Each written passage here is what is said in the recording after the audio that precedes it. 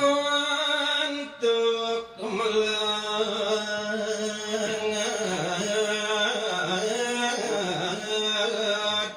ngewarat yang sastra drasti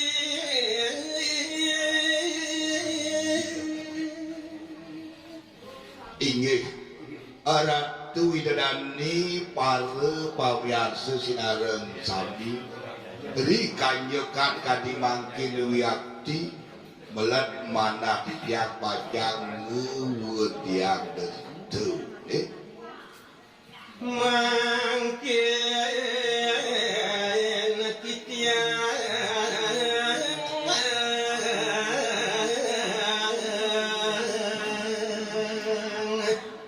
jagi mengaturan gitu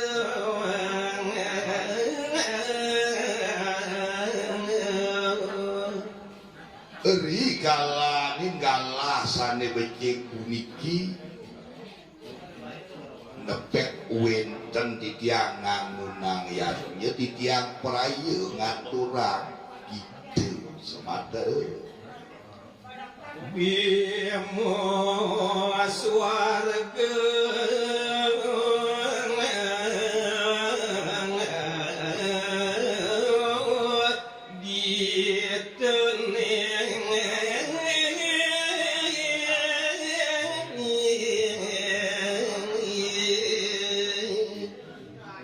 bina kemurdaning cerita oh iya wenten dia bima ke swarga mangga wenten angin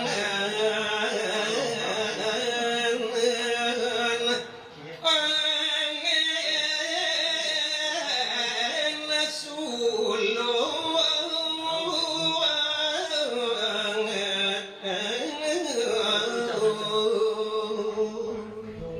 dumadak side rahayu sakuantar atau titiang bidardoya mang wenten angin sesuluh rise jeronika uripan walut nangun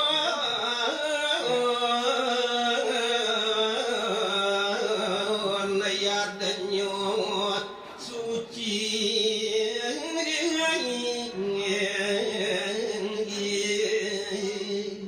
bile-bile pinaka angin panuntun rikala Ratu Widodani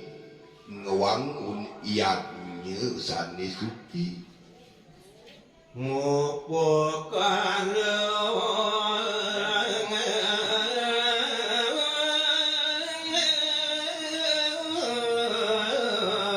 sang yang atamu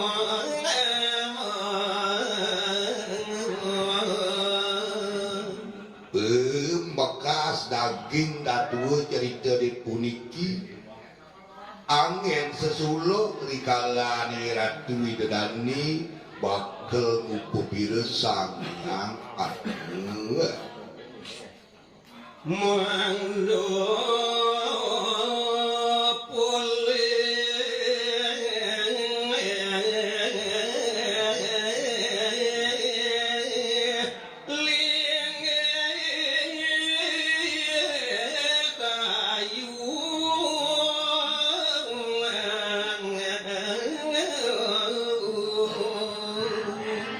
dari sejeroan ini raga nangun niatnya mana nenter ke paos nirgawi punika yakni mana tering pengajap ngupupira sang palatra pengajap mana boleh kena sangye begitu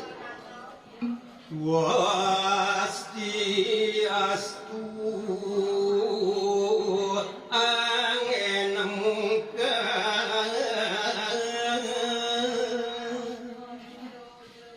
sumangnya itu tiang nenten kecakraan untuk perbawaan itu sang yang ngaji Saraswati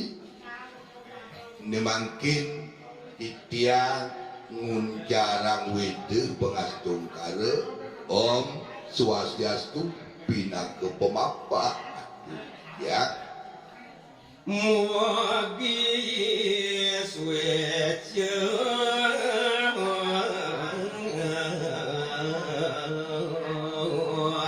ratu nuntun titiang urip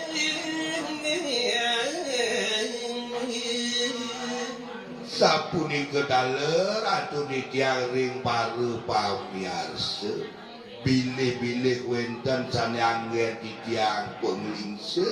pare wikane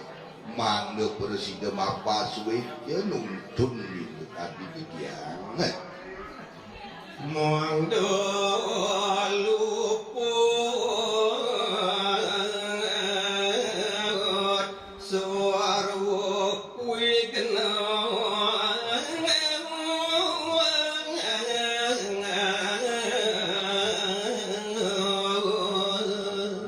rikala titiang melajakan pedeweka mangga nenten titiang salah bolgala mangga situ titiang luput saking anu